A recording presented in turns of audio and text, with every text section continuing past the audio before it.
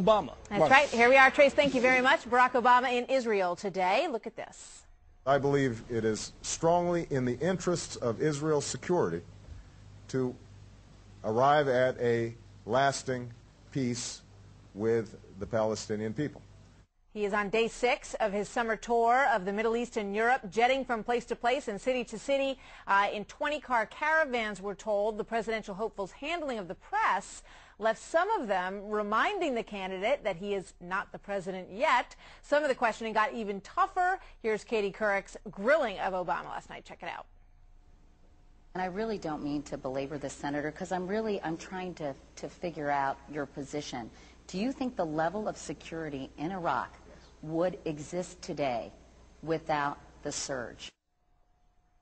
All right, and maybe we'll see the answer to that in just a moment. But let's bring in our political panel today. Bob Beckel is a Fox News contributor and the former manager of Walter Mondale's campaign. Todd Bullinger is a senior vice president with the government relations firm Cassidy & Associates.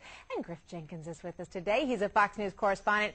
Welcome. Bob, let me start with you. You know, just a scan of today's, of everything on the internet that's being written on the blogs and the political blogs. A lot of talk about O Force One, which is what they're calling Barack Obama's plane. And even Maureen Dowd sort of chuckling about the fact that the Prince of Jordan, the King Abdullah of Jordan, picked him up and drove him in his own car, and she called him the Prince of Chicago. Is there a sea change going on here in the way that the press is talking about and writing about this presidential candidate? Well, I mean, look, I think the press has gotten a little bit beat up because they've been favoring Obama, which I don't think is the case. Look, you know that Katie Couric ad you did, I should say, that interview you just did with Katie Couric, which was very tough on Obama. She did an interview with John McCain, and guess what? You know what got edited out?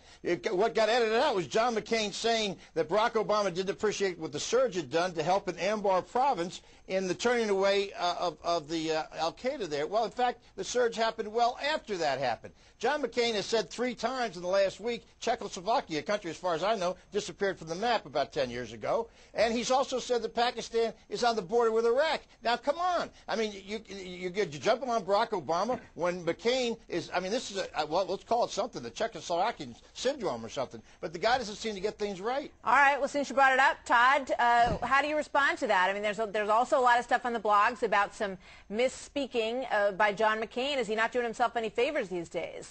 Oh, candidates misspeak all the time. I mean, that's not going to take away the fact that Barack Obama is a total diva. This trip has been scheduled to such an extent that Elton John would blush at this. I mean, this guy has gone over there and made this a campaign stop rather than actual negotiation of serious issues. The Middle East is a serious place. People's lives are on the line with every time someone speaks, particularly presidential candidates. I think he needs to be taking this more seriously. I think he needs to let reporters have more access to him over there. And I think, most importantly, he likes to pride himself on listening to people. He ought to listen to General Petraeus, who says, stop talking about a timetable. It's not helping.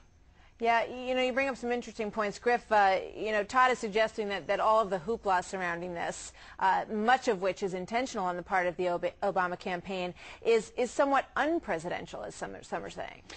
Yeah, look, I mean, let's step back. This isn't a movie. I mean, it's a wonderful, fantastic, historical thing that a first African-American is going to become the Democrat nominee, but you have to look hard at what he's saying. Go back to Katie Couric, and I think this is an important point to make, at least my own observation is, here he is defending his position that he was against the surge in the beginning, and the surge didn't really matter. But yet he's calling for a surge, is he not, in Afghanistan? That's highly inconsistent. And so I hope that people will focus on that and not the entourage. Go ahead, Bob.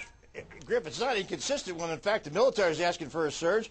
George Bush thinks there ought to be a surge. Yeah, and but so Bob, then you need the acknowledgement that the reason that they're coming up with this great surge idea for Afghanistan is that it was successful in Iraq. And I think a lot of people are frustrated that he finds himself unwilling to sort of admit that part of the story. Nobody seemed to say that when Barack Obama suggested it 90 days ago, and everybody poo-pooed the idea. Look, and the other thing I'd say to Todd is this is a very important part of his campaign. People have been jumping all over this guy about not understanding foreign policy. Of course you're going to try to put on the best trip you can. And about making policy, he's gone out of his way, more than I would, I'll tell you, by saying we have one president, only one president makes these decisions. I'm not going to talk policy here. Well, given the decisions been made the last 8 years, I wish he would, but you got to give him credit. He has not stepped on George Bush or his policies, and in fact, it must have been very difficult for him to bite his tongue. All right, we gave Bob Beckel the last word, Todd. I wish I had more time, believe me, but I got 5 seconds on this count. Thank you very much, you guys. We'll talk to you all soon.